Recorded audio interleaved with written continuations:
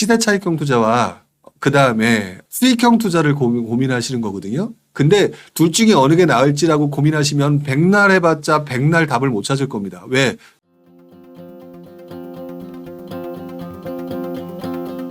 자, 김영란님 거 보겠습니다. 대출을 끼고 있는 다주택자라 요즘 버티고 있습니다.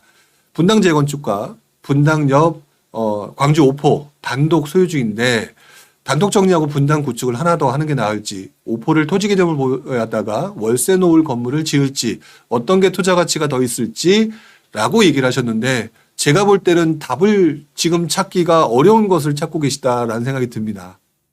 왜 그러냐면요, 쉽게 말하면 시대 차익형 투자와 그 다음에 수익형 투자를 고민하시는 거거든요. 근데 둘 중에 어느 게 나을지라고 고민하시면 백날 해봤자 백날 답을 못 찾을 겁니다. 왜? 수익형 투자와 시세 차익형 투자는 바라보는 개념 자체가 틀립니다.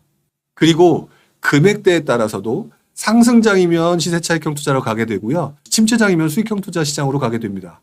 그리고 상승장 때 1억 이상 오르는 집값만 보던 사람들은 수익형 투자 100만 원, 200만 원, 500만 원 이거 안 보입니다. 근데 침체장에는요, 시세 차익을 볼 수가 없기 때문에 500만 원이 중요한 게 아니라 100만 원, 200만 원이라도 수익형 투자에 관심을 갖게 됩니다. 즉 시대 상황에 따라서 사람들의 마음에 따라 달라진다는 것이죠. 그래서 어느 것을 가지고 비교하더라도 저도 역시 많이 해봤던 사람이지만 절대로 답 못 찾아요. 특정 하나에 집중적으로 수익을 낼 수 있는 방법을 찾는 게 좋다. 자, 그런데 지금 보시게 되면 분당 재건축이고요. 구축을 하나 더 구입하시겠다라고 얘기하는 건 장기 시세 차익입니다. 제가 볼 때는 분당은요, 일기 신도시, 노후도시 특별법에 관련된 해당되는 부분이죠. 장기 투자로 가셔야 되는 부분인 것 같고요. 지금 시장 자체는 굉장히 시기적으로 좋지 않은 분위기. 그렇다면은 수익형으로 건물을 지을지라고 하는 부분에 대한 고민을 하시는 것 같은데, 건물을 지을지라고 하는데 딱지 또 오포라고 딱 정해놓고 계세요. 이미 가지고 계시니까 그런 것 같은데, 예를 들어서 오포를 팔고 난 다음에 똑같은 가격대에 월세를 놓아서 수익을 넣을 수 있는 지역이 있는지 없는지 이런 부분들을 고민하시기도 복잡한 상황에 지금 두 개 놓고 이게 더 좋을까 안 좋을까 이런 것들을 따지고 계신다는 거죠. 하나만 선택하셨으면 좋겠습니다.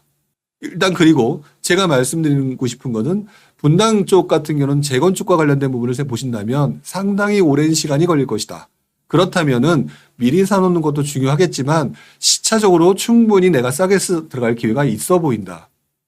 그렇다면은 지금 새로운 월세 수익을 볼 수 있는 개념의 투자라고 하는 부분들에 대한 개념이 없으신다고 한다면 이런 것들에 대해서 공부하시는 것도 되게 좋은 기회예요. 왜?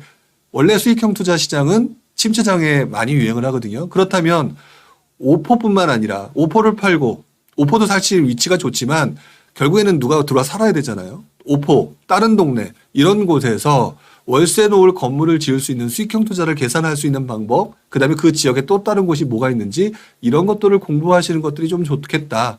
제 경험을 가지고 말씀을 드립니다. 그렇다면은 지금은 장기적으로 마음 편한 거는 분당 재건축입니다. 그런데 본인의 실력을 늘리고 싶으시다. 그리고 시기적으로 좀 그렇다라고 한다면 저는 월세 놓을 건물을 지을 거에다가 본인의 실력을 늘리는데 장기적으로 굉장히 도움이 되기 때문에 그 부분을 조금 더 공부하시는 게 좋지 않을까라는 생각을 좀 해보게 되네요. 자, 마지막으로 량희님. 일기 신도시에서 재건축에 약간 불리한 구역을 가지고 있는데 지금 리모델링 동의서를 받고 있습니다. 재건축이 더 유리할 것 같은데 왜 리모델링 동의서를 갖고 있을까요?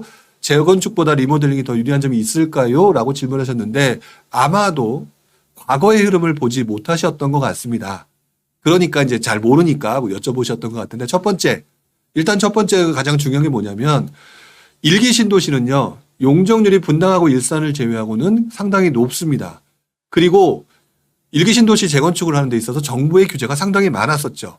그러던 가운데에서 가능했던 것들이 리모델링입니다. 수직 증층을 통해서 효과적으로 재건축과 동일한 효과를 보기 위해서 했던 부분이 바로 그런 부분이죠. 그래서 아마 용적률이 높은 곳들 위주로 리모델링 동의서를 받아서 진행을 했던 것이죠.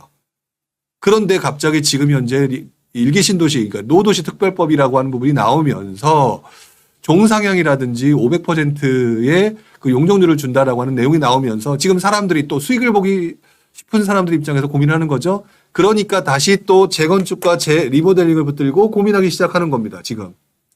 재건축보다 리모델링이 더 유리한 점이 있어서 그런 게 아니라 재건축을 막았던 시기가 거의 10여 년간 거의 10여 년에서 20여 년간 진행이 되오다 보니까 탈출구로 리모델링이라는 것들을 시도를 했었던 거고요.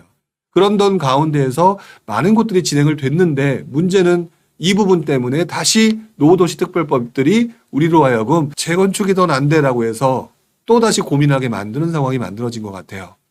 그렇기 때문에 재건축보다 리모델링이 유리하다의 문제가 아니라 과거 상황 자체가 재건축 자체를 막았던 상황이었기 때문에 리모델링을 추진하던 것이 지금까지 이어져 왔던 거고 다시 이 부분 때문에 까딱 잘못하면 또다시 재건축을 지원할 수 있는 아마 지금쯤 뻔합니다. 리모델링을 진행하는 곳에서 자연스럽게 아니 이렇게 해줬는데 재건축해야 되는 거 아니야 하면서 반대 세력들이 나올 것이고요. 이 부분들 때문에 또다시 지연될 수 있는 소지가 높겠죠.